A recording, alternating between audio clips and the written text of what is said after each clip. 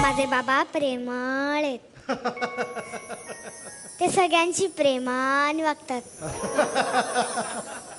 आई असो किंवा शेजारचं बाई. एकदा बाबा फोनवर बोलत होते, ते मी ऐकलं. आपल्या ऑफिस मध्ये ते नवीन सेक्रेटरी.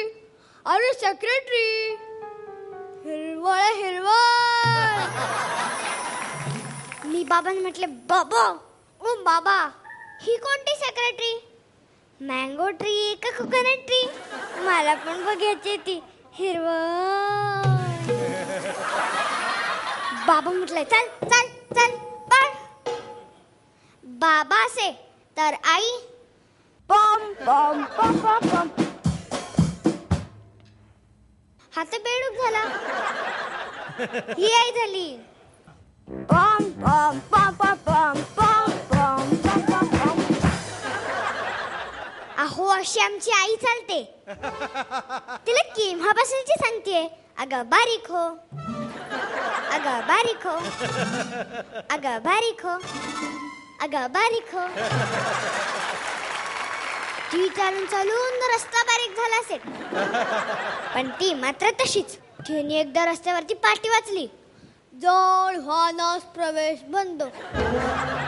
तेव्हापासून आईचं चालणं बंद. आता ही दररोज पास करते. म्हणजे सकाळचा नाश्ता, दुपारचं जेवण, संध्याकाळचं खाणं, रात्रीचं जेवण, या मधल्या वेळेत ती उपास करते. तिच्या मैत्रिणी तिला एकदा सांगितलं, भात खाऊ नकोस. आता ती पुलाव खाते. मैत्रिणीच्या सांगण्यावरून आईने घरी तेलकट करणं तर बंद. म्हणून बाबा घरी कमी जेवतात आणि बाहेर म्हटलं हंटात. त्यामुळे बाबा झालेत